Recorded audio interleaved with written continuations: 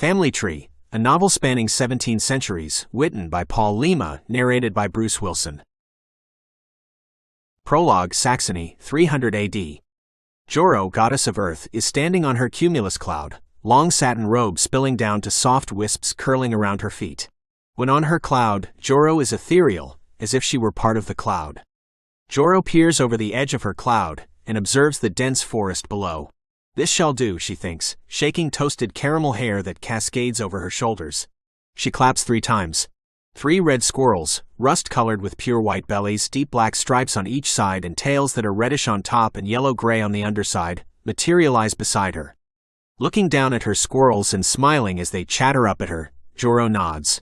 "You are wondering what your duty is," she says. The squirrels chatter in reply, and Joro enlightens them.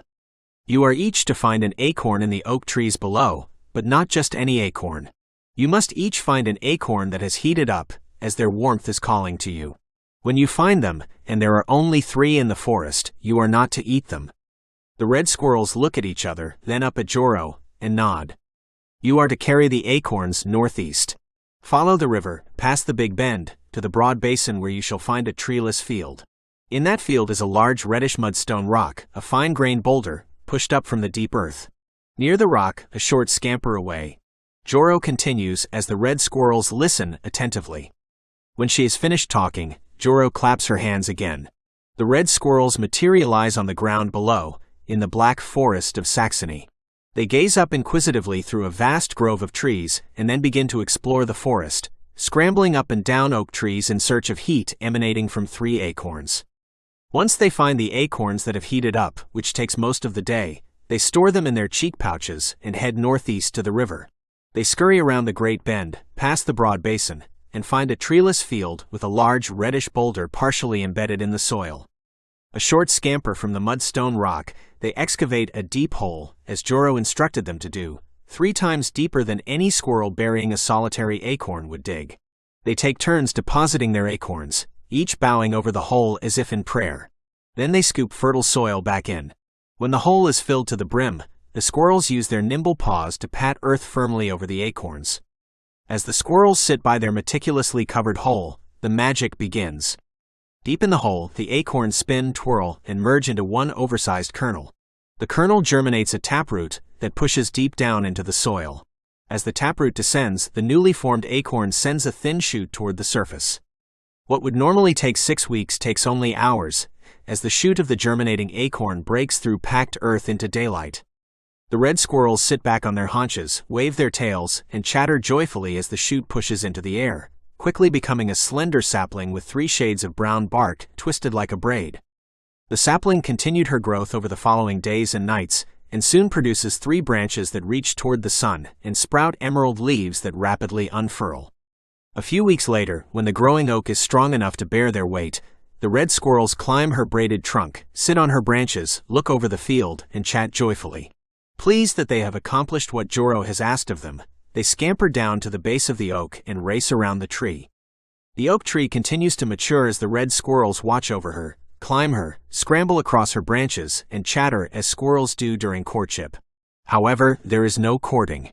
There is only a celebration of the swift growth of Joro's oak tree. "Why have you planted an oak tree in this desolate field?" Odin, god of war and poets, asks Joro, his occasional lover. She has not been with him for some time, and this perturbs Odin, especially because Joro looks so radiant, reclining in a silk-covered lounge on her cloud.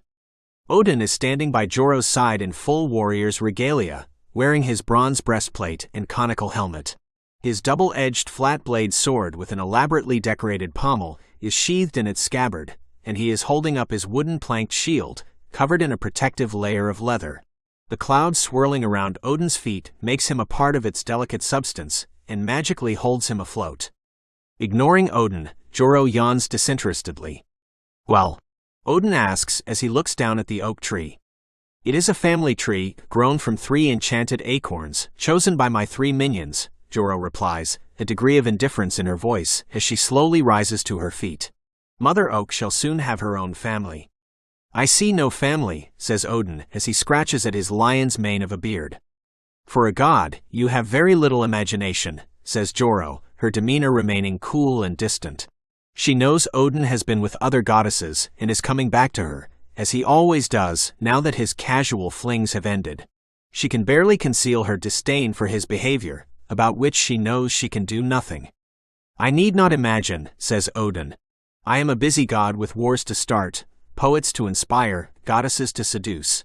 He lowers his shield and clutches at his sword, but does not unsheath it. "As you seduce me, and then move on to others.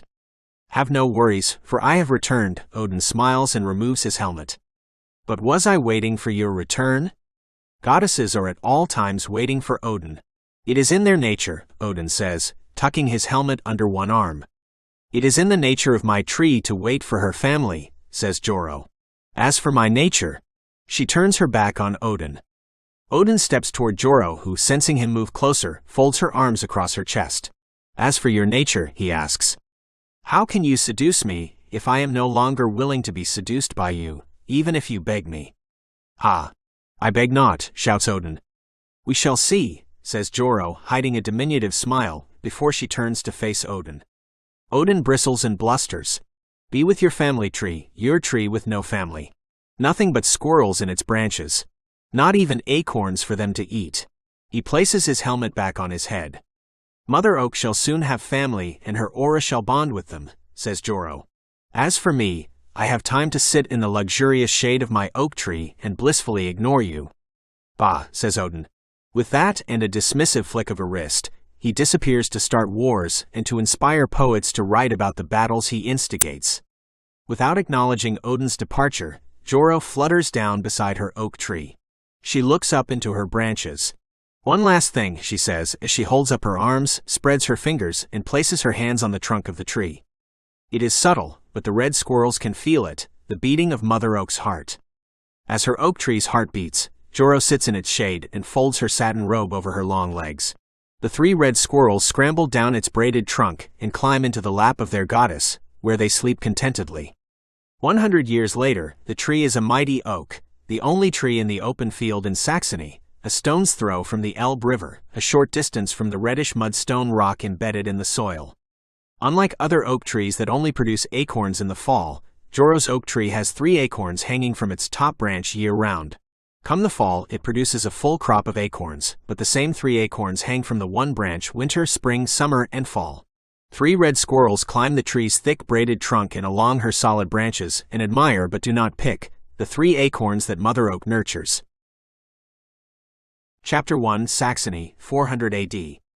Erlis and his wife, Siegberg, came to a spot in an open field beyond the great bend in the Elbe River. Stony, a young horse who bonded with Erlis and treated Siegberg with indifference, hauled their cart into the field and stopped in the shade of a mighty oak tree. Erlis and Siegberg surveyed the land, which was covered in scrub brush. Other than the mudstone rock, the land was flat and without large boulders. There were no trees on the land but for the grand oak, with 3 red squirrels in its branches looking down intently as they chattered and shook their tails. Siegberg looked up at the oak and felt it looking down upon her. "This is the place," she said. "This is where we shall make our dwelling and farm the land, with the blessing of Thor, god of thunder and farming, and son of Joro, goddess of earth." Erlis continued to survey the land and nodded. "As good as many fields we have seen. Better than most." He leaned down, picked up a clump of earth, and brought it to his nose. He inhaled deeply, then clenched the soil in a tight fist. "The soil is rich," he said. "If we farm this land, we shall have excellent crops. Wheat and rye for bread. Barley for brewing.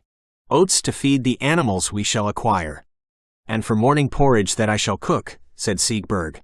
"As well as carrots, parsnips, cabbages, peas, beans, and onions that I shall use to make stews and soups." Standing a head taller than his wife, Erlis had long, unruly black hair that cascaded down to his shoulders and a scraggly dark beard. He walked with a slight but noticeable limp, left over from a wound received in Britain while fighting for the Romans to defend Hadrian's Wall against attacking barbarians. When the battles ended with the retreat of the barbarians, Erlis was given the option of accepting land in Britain or taking Roman coin. He chose coin, as he desired to return to Saxony to be with his wife, whom he loved deeply. For a small woman, Siegberg carried herself tall, with a straight back and head held high. Her long reddish-blonde hair was pulled back in a loose ponytail. She had a perpetual smile, and deep sea-green eyes that twinkled as they took in her surroundings. Siegberg looked at the oak tree and noticed that it had 3 shades of brown woven into its rough bark. A truly magnificent oak. We can chop it down and use its wood to build our dwelling, Erlis said. The branches of the oak tree recoiled at his words, and the squirrels chattered in a loud, irritated manner. This is a sturdy oak. Siegberg paused and listened to the squirrels prattle on as if they were delivering a message from the tree. She nodded her head in response and then looked up at her husband. It is a blessed tree, planted at the behest of Joro. Erlis looked at his wife questioningly. Look, she said, pointing up toward the top of the tree. It is not yet the warm season, and yet the oak has 3 acorns in its top branches. Erlis follows his wife's finger and saw the acorns to which she was referring. Unusual, I admit. If we build our dwelling close to the tree, it shall provide us with shade on hot days and shield us from strong winds during storms created by Thunor, god of weather, Siegberg continued as she pointed at the mudstone rock. We can embed that flat boulder into one of the walls of our hut, making it the back of our hearth. Ja, said Erlis.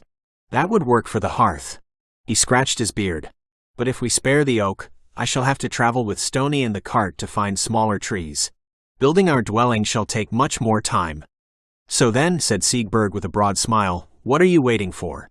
I shall gather our goods and the vegetables in iron pot from our cart, before you go chop other trees. I shall collect brush, make a fire, and prepare soup for when you return with wood to use in the building of our home. The branches of the oak rustled noticeably, even though there was no breeze. The red squirrels went quiet. Erlis shook his head as Siegberg pulled a sack of carrots and cabbages, a large iron cooking pot, and other belongings from the cart. He knew that the oak tree would continue to stand as his wife had dictated. I am taking the axe, Erlis said. You can pull brush for the fire by hand. Erlis left to find trees in a nearby forest that he could chop as Siegberg started to gather scrub brush for her fire. After some time, Erlis returned with 3 small tree trunks and a load of branches. He glanced up at the oak tree with disdain. This should be you, he muttered. Instead of chopping many smaller trees, I could chop you down and use you to build much of our dwelling. Erlis started to unload branches from the cart and pile them near the mudstone rock. He looked over at his wife, who had hung the iron cauldron full of water on a metal rod over the fire she had started. Siegberg had placed chopped onions, carrots, and cabbage in the boiling water and was stirring the soup. A whiff of steam emanated from the pot, and a hungry Erlis inhaled the hearty aroma. By the time Erlis finished unloading and piling branches in the tree trunks, the evening had fallen. I shall chop other trees tomorrow, he said to Siegberg. Soon we shall have wood enough for walls. I can weave in small branches and smear mud and horse dung to seal the walls from wind and rain.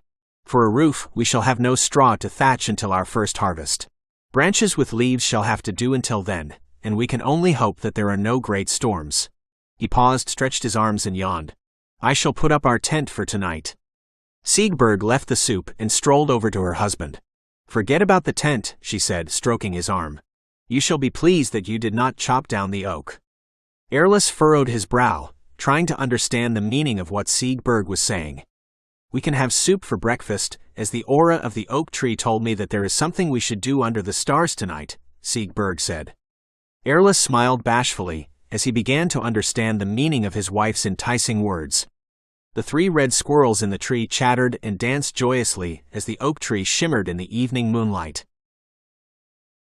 Chapter 2, San Francisco and Toronto, 2015. It was Tuesday, the day after Labor Day.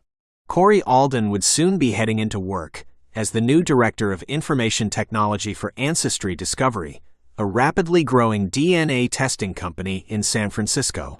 Corey, his wife Indiera, and their daughter Ashley had moved from Toronto to San Francisco, where they had been living for just over 3 weeks. Corey had gone into the office for several meetings, but today was his first official day on the job. Indiera, an experienced registered nurse, was starting as a volunteer in the maternity ward of the UCSF Betty Irene Moore Women's Hospital. Ashley's classes in the Science and Languages programs at the University of California, San Francisco began today. At 42, Corey is a tall, fit-looking man. He sports a full head of dark hair with just a hint of gray at his temples, combed back in curly waves.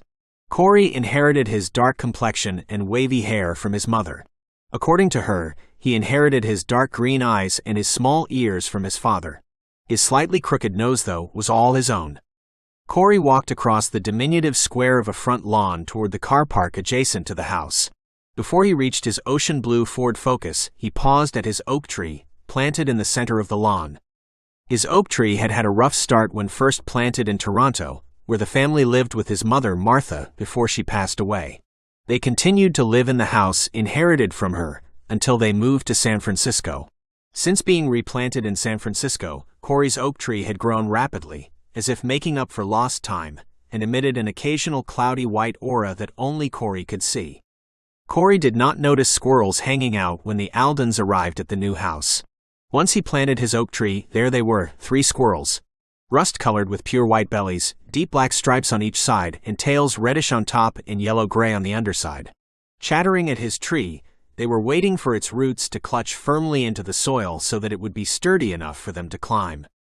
Corey puzzled over their appearance but concluded that there must be red squirrels in California, just as there were in Toronto.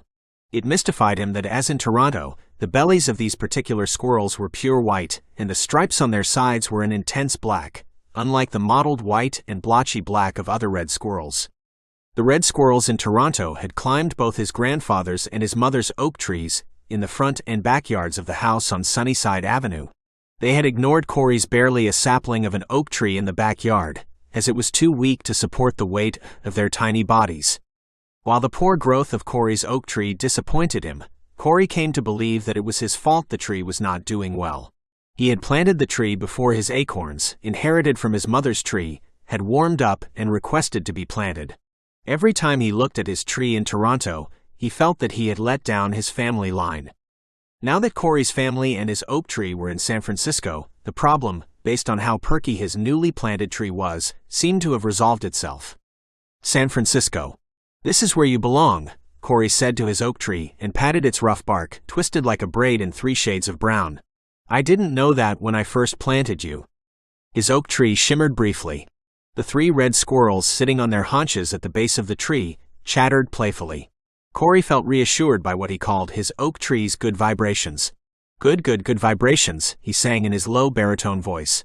"Now that we are living in California, that's your theme song," he chuckled. As if in reply, his oak tree's small branches swayed to the tune even though there was no breeze. Originally, Corey was going to plant his oak tree in the backyard of the new house. Once it was fully grown, though, it would be the only thing that would fit in the tiny yard. Corey knew that Indiera wanted space to grow herbs, beans, onions, tomatoes, and other vegetables. With Indiera's needs in mind, and those of his stomach, Indiera had taken night school cooking classes and learned how to create marvelous Indian meals. He planted the oak in the front yard. As a bonus, once he set up his home office on the 2nd floor, complete with computer desk, ergonomic office chair, a second chair, and a low chest of drawers in which he kept various papers and the thick binder containing his family history, he realized he could see his tree from the room's window. What a happy accident, Corey thought when he looked out the window and saw his oak tree looking up at him. Indiera, a slender East Asian woman with long flowing jet-black hair and dark almond-shaped eyes, stood a head shorter than Corey. She appreciated the fact that Corey had left her the backyard for her garden, so she could grow and then cook food that tied her emotionally to a past of which she had no first-hand knowledge. She also understood Corey's obsession with his oak tree. She knew it was important to him. Having been adopted by white missionaries as a child in India, she was a tiny bit jealous about why it was so significant. "I envy your relationship with the tree, but in a good way," she told Corey when he talked about oak trees and his family line. Corey had inherited 3 acorns from his mother's oak, as his mother had inherited 3 acorns from her father's oak. Corey could trace the inheritance of acorns from oak trees along his family line for over 16 centuries, to about 400 AD in Saxony, now the city of Dresden in Germany. Corey had not heard of any other family, Saxon or otherwise, that had passed on acorns or as rich a family history as his family had. Indiera was envious because Corey's oak tree represented a family line she was unable to fathom, not having any knowledge of her biological parents. She and Corey discussed this shortly after Ashley was born. "My history doesn't change who I am," Corey said. "Just as your lack of history doesn't change who you are." But you like knowing where you come from, Indiera replied. It is important to you. But it doesn't change me. It doesn't change you, but it makes you more than just Corey. And you shall pass on acorns and your family history to our daughter. Does that bother you? I am proud that she, unlike me, will have a family history. Corey smiled and hugged his wife. Before accepting the job with Ancestry Discovery, Corey did some research that revealed genealogy was the second most popular hobby in the U.S., after gardening, and that genealogy websites were the second most popular websites after porn sites. He knew that people were fascinated by Who Do You Think You Are?, Finding Your Roots, and similar television shows. Audiences like to watch celebrities find out where they came from and what impact their roots had on them. In addition, viewers like to imagine and even fantasize about their ancestors, without whom they would not exist. People are shelling out a small fortune, almost $2 billion per year, for genealogy services. They want to build family trees and discover their roots. That is why Ancestry Discovery offered me big bucks, Corey told Indiera. I'm fortunate in that I spend nothing, and know so much more about my family line on my mother's side than those who spend hundreds and thousands of dollars to learn about their family lines. Indiera nodded understandingly. And then there are people like me, adopted, who know nothing about their roots, she said. I know, Corey said sympathetically. But we all become who we are, no matter what we know or don't know. He paused for a second. For instance, we lived for a number of years with my mother, Martha, but I don't remember very much about my dad, Hayden, other than the winter he rolled into the backyard on his wheelchair, got out the hose, and flooded the yard to create a skating rink for me and my friends. I remember skating around and around my mother's oak tree on the ice rink that he created. Didn't he, like your mother, have multiple sclerosis? Asked Indiera. His was primary progressive, an aggressive form of MS. He died when I was 7 years old. Most of my memories of him have faded. I remember the skating rink and sitting on his lap when he took me for wheelchair rides. I have fond feelings for the man about whom my mother often talked affectionately. She told me more than once that he was a brave man to have a child with her, knowing how they were both dealing with MS. Indiera put a hand on Corey's shoulder. My mother had what was called relapsing remitting MS, he continued. She struggled with it for over 3 decades before she died. At least the last few years with us living in her house, she got to hold Ashley, Indiera said. So true, said Corey. And I am not saying it is better to have parents and lose them than to not have them. Corey wiped his eyes. You're saying it's different for all of us, said Indiera, to which Corey nodded. Corey's mother had told him that he was supposed to plant the acorns she had given him from her oak tree when they heated up, which was their way of asking to be planted. They should heat up after you are married, but before you have a child, she said. It may sound peculiar, but as your tree grows, pay attention to it. Don't be afraid to talk to it, to ask it questions. Through its aura, it will communicate with you, give you messages, and even help you connect with your ancestors. When Corey and Indiera married, his acorns did not heat up even though they had decided to try to have a child. Takes a while sometimes for them to heat up, his mother said with a smile, implying that it might take a while for Indiera to become pregnant. But Indiera became pregnant soon after they married, and Corey was surprised his acorns still did not warm up. Give them time, his mother said. Perhaps they need to catch up to you. After his mother passed away, Corey didn't know what to do with acorns that remained cool to touch. When Ashley turned 5, an impatient and frustrated Corey planted his acorns. He thought it was the only way he could grow his oak tree and pass on acorns to his daughter. Ashley was now a lanky 18-year-old with wild shoulder-length dark hair and skin a lighter shade than her father's skin, but a darker shade than her mother's skin. She had a symmetrical face with full cheekbones and a square jawline. Her nose was wider than her mother's but narrower than her father's. Her bright eyes perpetually sparkled, and her full lips had a pouty look, even when she smiled. She loved to wear loose pullover tops, faded jeans with ripped knees, and scuffed off-brand running shoes.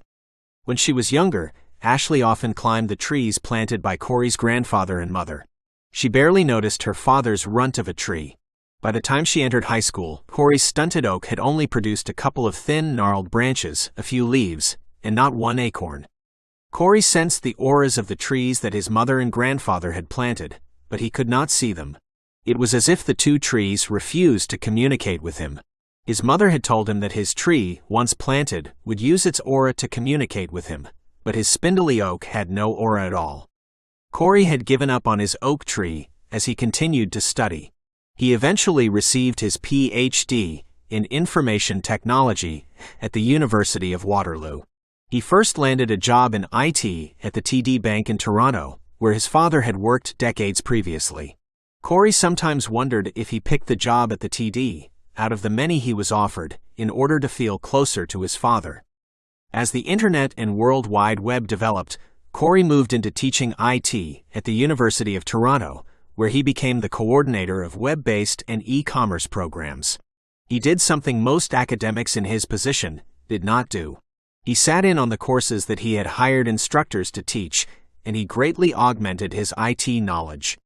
In 2009, he left the university and became the director of IT, responsible for website design, database development, and e-commerce for RBC Direct Investing, the brokerage division of the Royal Bank of Canada. That was the same year that Barack Obama became president of the United States. Obama was a black man from mixed-race parents, just as Corey was. "If my ancestors had not left America, I could be president," Corey told Indiera with a chuckle. "Not that I'd want to be president, and not that there was any black in the family when my ancestors fled America as United Empire loyalists." Indiera laughed. "What do you call an Asian woman adopted by white missionaries?" Corey cocked his head. "Do you have a punchline?" "Not a funny one," Indiera said. "I was thinking fortunate. I could have spent my young life in the adoption agency in India and been turned out to beg on the streets of Delhi." Corey nodded and hugged his wife, as he was inclined to do when their discussions became deeply personal. As he moved up the IT ranks, Corey met Franklin Hess, the Ancestry Discovery IT director, at several technology conferences and appeared on a panel with him at a conference in San Francisco. Franklin told him that he was taking early retirement and encouraged Corey to apply for his job. "Ancestry Discovery could get a green card for you to work in America, because you are familiar with websites, e-commerce, and multiple types of databases. Your expertise dovetails nicely with the technology upgrades the company requires," Franklin said. "I can't be the only IT person with that knowledge," Corey replied. "People like you are few and far between," said Franklin. "It can be difficult to find somebody with that expertise who is looking for a new job." Corey was not looking for a new job, but when Franklin told him what the position would pay, in American dollars, which were worth more than Canadian dollars, Corey submitted his resume. 2 weeks later, he flew to San Francisco for an interview with the Ancestry Discovery Executive Recruitment Committee. When Corey was interviewed for the job, he told the committee that he knew his full family line, stretching back over 1,500 years.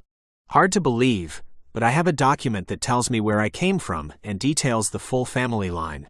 I guess that is why I've never had my DNA tested." Members of the interview committee were impressed. "If only we could get DNA to write family histories," said Hank Parsons, Ancestry Discovery CEO. "Do you think there is an IT fix for that?" he added with a laugh. Corey smiled. "I know my family tree knowledge is the exception, not the rule," he said. "I'd feel good about helping others create family trees using DNA. But no, I don't think we could use IT to have DNA write family histories. We could use IT, though, to improve the way people connect, communicate, and share family histories based on their DNA results." 3 days after the interview, Corey was called by Hank Parsons with the news that the job was his for the taking. "The company uses DNA to help people find genetic connections and to build family trees," Corey told Indiera. "I'd be able to ensure the technology required to help others connect genetically is fully functional." Indiera nodded wistfully and then looked away. "I know," Corey said. "People finding their roots and connecting to each other is so different from your experience." "It's okay," said Indiera. "I have my family connection with you and Ashley. I won't be able to work as a neonatal nurse in San Francisco, but it won't matter because the DNA job pays you big bucks." "That it does," Corey laughed. He pulled out his mobile phone, called Hank back, and accepted the job offer. In San Francisco, to get up to speed before officially starting at Ancestry Discovery, Corey arranged meetings with Franklin, who would retire the day before Corey started as the director of IT, as well as with senior members of his new IT staff.